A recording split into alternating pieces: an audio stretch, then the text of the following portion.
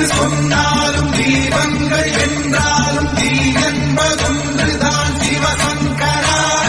நீ என்று சொன்னாலும் நான் என்று சொன்னாலும் நம் சக்தி ஒன்றுதான் சிவசங்கரா.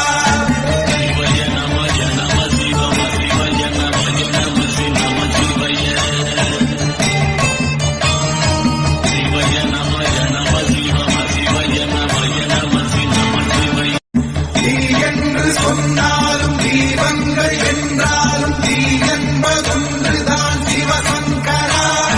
நீ என்று சொன்னாலும் நான் என்று சொன்னாலும் நம் சக்தி ஒன்றுதான் சிவசங்கரா.